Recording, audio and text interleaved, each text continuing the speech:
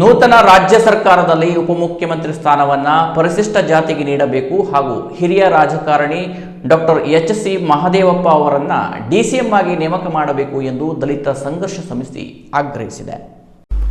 ನಗರದಲ್ಲಿ ಸೋಮವಾರ ನಡೆದ ಪತ್ರಿಕಾಗೋಷ್ಠಿಯಲ್ಲಿ ಸಮಿತಿಯ ಅಧ್ಯಕ್ಷ ದೀಪಕ್ ಕುಡಾಳ್ಕರ್ ಮಾತನಾಡಿ, ಪರಿಶಿಷ್ಟ ಜಾತಿಯ ಅಭ್ಯರ್ಥಿಯನ್ನು ಮುಖ್ಯಮಂತ್ರಿಯಾಗಿ ಆಯ್ಕೆ ಮಾಡಬೇಕು ಎನ್ನುವುದು ಸಮಿತಿಯ ಬಹುದಿನದ ಬೇಡಿಕೆಯಾಗಿದೆ. ಈಗ ಕನಿಷ್ಠ ಡಿಸಿಎಂ ಸ್ಥಾನವನ್ನಾದರೂ ದಲಿತರಿಗೆ ನೀಡಬೇಕು ಎಂದು ಒತ್ತಾಯಿಸಿದರು. 6 ಬಾರಿ ಶಾಸಕರಾಗಿ ಹಾಗೂ ಹಲವಾರು ಬಾರಿ ಪ್ರಮುಖ ಖಾತೆಗಳ ಸಚಿವರಾಗಿ ಸೇವೆ ಸಲ್ಲಿಸಿರುವ ಅನುಭವ ಹೊಂದಿರುವ ಮಹದೇವಪ್ಪ ಅವರಿಗೆ ಈ ಹುದ್ದೆ ನೀಡಿದರೆ ದಲಿತ ಸಮುದಾಯಕ್ಕೆ ಹೆಚ್ಚಿನ ಅನುಕೂಲವಾಗಲಿದೆ ಎಂದರು. ಸತೀಶ್ ಜಾರಕಿಹೊಳಿ ಅವರಿಗೆ ಕೆಪಿಸಿಸಿ ಅಧ್ಯಕ್ಷ ಸ್ಥಾನ ನೀಡುತ್ತಿರುವುದು ಸಂತಸದ ವಿಚಾರವಾಗಿದ್ದು, ಅವರಿಗೆ ಉತ್ತಮ ಸಚಿವ ಸ್ಥಾನ ನೀಡಬೇಕು ಎಂದು ಸಮಿತಿ ಆಗ್ರಹಿಸಿತು. ಉತ್ತರ ಕನ್ನಡ ಜಿಲ್ಲೆಯಲ್ಲಿ ಪರಿಶಿಷ್ಟ ಜಾತಿ ಮತ್ತು ಪಂಗಡದ ಜನರಿಗೆ ರಾಜಕೀಯವಾಗಿ ಅನ್ಯಾಯವಾಗುತ್ತಿದೆ ಎಂದು ಅಸಮಾಧಾನ ವ್ಯಕ್ತಪಡಿಸಿದ ಅವರು, ಶಿರಸಿ ಸಿದ್ದಾಪುರ ಕ್ಷೇತ್ರದ ಮೀಸಲಾತಿ ರದ್ದಾದ ಬಳಿಕ ವಿಧಾನಸಭೆಯಲ್ಲಿ ದಲಿತರ ಸಮಸ್ಯೆಗಳ ಬಗ್ಗೆ ಧ್ವನಿ ಎತ್ತುವವರೇ ಇಲ್ಲದಂತಾಗಿದೆ ಎಂದರು. ಜಿಲ್ಲೆಯಲ್ಲಿ ಲಕ್ಷಾಂತರ ಪರಿಶಿಷ್ಟ ಜಾತಿ ಮತ್ತು ಪಂಗಡದ ಜನಸಂಖ್ಯೆ ಇದ್ದರೂ ನಿಗಮ ಮಂಡಳಿಗಳಲ್ಲಿ ಅವಕಾಶ ನೀಡದೆ ಕಡೆಗಣಿಸಲಾಗಿದೆ ಎಂದು ದೂರಿದರು. ಮಕ್ಕೇರಿಯಲ್ಲಿ 10 ಕೋಟಿ ರೂಪಾಯಿ ವೆಚ್ಚದಲ್ಲಿ ನಿರ್ಮಿಸಲು ಉದ್ದೇಶಿಸಿರುವ ಅಂಬೇಡ್ಕರ್ ಭವನವು ನಗರದಿಂದ ದೂರವಾಗಿರುವುದರಿಂದ ಅವೈಜ್ಞಾನಿಕವಾಗಿದೆ. ಕಾರವಾರ ನಗರದ ಈಜುಕೊಳದ ಹಿಂಭಾಗದ ತಾತ್ಕಾಲಿಕ ಹಣ್ಣು ತರಕಾರಿ ಮಾರುಕಟ್ಟೆ ಜಾಗದಲ್ಲಿ ಭವನ ನಿರ್ಮಿಸಬೇಕು ಎಂದು ಒತ್ತಾಯಿಸಿದರು. ಉತ್ತರ ಕನ್ನಡದಂತಹ ದೊಡ್ಡ ಜಿಲ್ಲೆಯಲ್ಲಿ ಅಂಬೇಡ್ಕರ್ ಅವರ ಸುಸಜ್ಜಿತ ಪುತ್ಥಳಿ ಇಲ್ಲದಿರುವುದು ಬೇಸರದ ಸಂಗತಿ ಎಂದರು. ಜಿಲ್ಲೆಯಲ್ಲಿ ದಶಕಗಳಿಂದ ಕೂಲಿ ಕೆಲಸ ಮಾಡುತ್ತಿರುವ ಹಲವು ಪರಿಶಿಷ್ಟರಿಗೆ ವಸತಿ ಹಾಗೂ ಜಾಗದ ಸೌಲಭ್ಯವಿಲ್ಲ. ವಿಕಲಚೇತನರಿಗೆ ನೀಡಬೇಕಾದ ವಾಹನಗಳು ನಗರಸಭೆಯಲ್ಲೇ ತುಕ್ಕು ಹಿಡಿಯುತ್ತಿದೆ. ಕೆಡಿಪಿ ಸಭೆಯಲ್ಲಿ ಎಸ್ಸಿಪಿ ಹಾಗೂ ಟಿಎಸ್ಪಿ ಅನುದಾನದ ಬಗ್ಗೆ ಪ್ರಶ್ನಿಸುವವರಿಲ್ಲದ ಕಾರಣ ಸಮಾಜ ಕಲ್ಯಾಣ ಇಲಾಖೆಯ ಅನುದಾನಗಳು ವಾಪಸ್ ಹೋಗುತ್ತಿವೆ ಎಂದು ದೂರಿದರು. ಮುಖ್ಯಮಂತ್ರಿ ಸ್ಥಾನವು ಪರಿಶಿಷ್ಟ ಜಾತಿಯವರಿಗೆ ಕೊಡಬೇಕು ಅಂತ ಹೇಳಿ ಈಗ ಮೊದಲಿಂದಲೂ ನಮ್ಮ ಪರಿಶಿಷ್ಟ ಜಾತಿಯ ಮುಖ್ಯಮಂತ್ರಿ ಯಾರಿಗೂ ಕೊಡಲಿಲ್ಲ. ಇದೀಗ ಅದರಲ್ಲೂ ಮುಖ್ಯವಾಗಿ ಅಂತ ಹೇಳಿದ್ರೆ ನಮ್ಮ ಜಿಲ್ಲೆಯಲ್ಲಿ ಪರಿಶಿಷ್ಟ ಜಾತಿ ಶಾಸಕರು ಯಾರು ಇಲ್ಲ. ಅಂದ್ರೆ ಮೀಸಲು ಕ್ಷೇತ್ರ ಇದ್ದದ್ದು ತೆಗೆದುಹಾಕಿದ್ದಾರೆ. ಶಿರಸಿ ಸಿದ್ದಾಪುರ ಮೀಸಲು ಕ್ಷೇತ್ರ ಇತ್ತು, ಅದನ್ನು ತೆಗೆದುಹಾಕಿ 6ಕ್ಕೆ 6 ಜನರಲ್ ಕೊಟ್ಟು ಪರಿಶಿಷ್ಟ ಜಾತಿಗೆ ತುಂಬಾ ಅನ್ಯಾಯ ಆಗ್ತಾ ಇದೆ. ನಮ್ಮ ಜಿಲ್ಲೆಯ ದಲಿತರ ಬೇಡಿಕೆಯನ್ನು ನಾವು ವಿಧಾನಸೌಧಕ್ಕೆ ಕೇಳಲು ನಮಗೆ ಅವಕಾಶನೇ ಇಲ್ಲದಂತಾಗಿದೆ. ಅಂದ್ರೆ ಅಪ್ಪ ಅಮ್ಮ ಇಲ್ಲದ ನಮ್ಮ ದಲಿತರ ಕುಟುಂಬ ಆಗಿದೆ.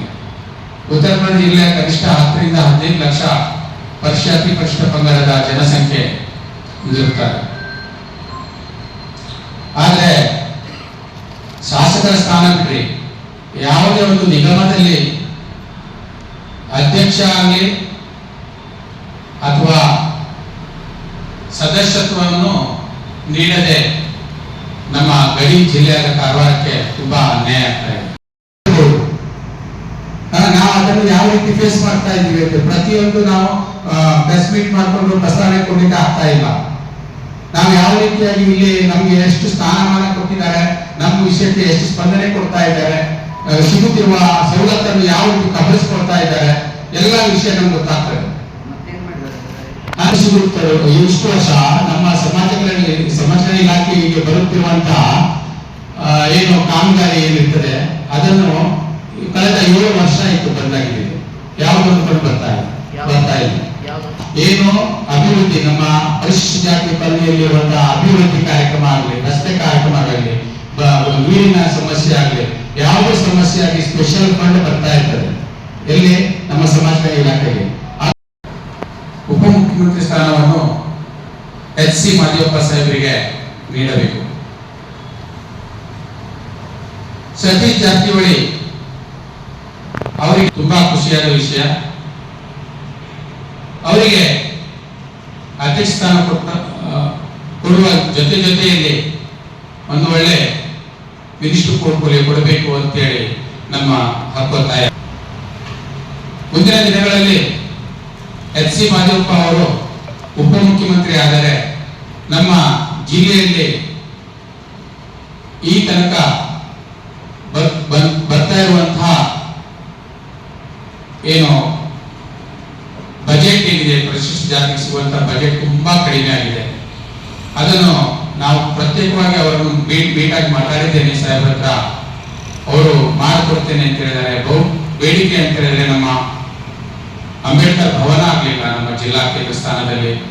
ಅಂಬೇಡ್ಕರ್ ಸ್ಟ್ಯಾಚ್ಯೂ ಬಗ್ಗೆ ನಮ್ಮ ಒತ್ತಾಯ ಇದೆ.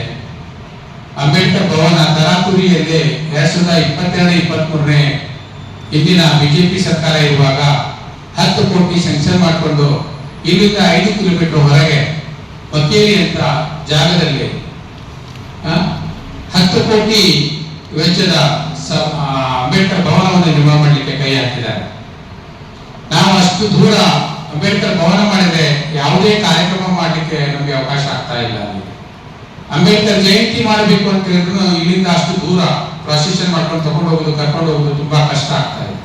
ನಾವು ಅಲ್ಲಿ ಬೇಡ ಅಂತ ಹೇಳ್ತಾ ಇದ್ದೀವಿ. ಅಲ್ಲಿ ಬೇಡ, ಕಾರವಾರ ನಗರ ಭಾಗದಲ್ಲಿ ಒಂದು ಪ್ಲೇಸ್ ನೋಡ್ಕೊಂಡು ಮಾಡೋಣ ಅಂತೇಳಿ ಪ್ಲೇಸ್ ಕೂಡ ಹೇಳಿದ್ದೆ ನಾನು.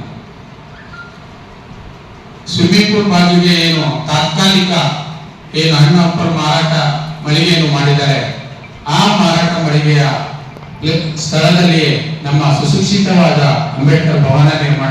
ಸುದ್ದಿಗೋಷ್ಠಿಯಲ್ಲಿ ಗಾರು ಮಾಂಗ್ರೆ, ಸಚ್ಚಿದಾನಂದ ರಾಜೇಂದ್ರ ಮಾದರ್, ಮಣಿಕಂಠ, ಗಜಾನನ್ ಪಾವಸ್ಕರ್, ಉಮೇಶ್ ಚಿಂತಣಕರ್, ಪ್ರಕಾಶ್ ಚಿಂತಣಕರ್, ಪ್ರಕಾಶ್ ಚಿಂಚಣ್ಕರ್ ಹಾಗೂ ಸುರೇಂದ್ರ ಅವರ್ಸೇಕರ್ ಉಪಸ್ಥಿತರಿದ್ದರು. Canara plus news, Karwar.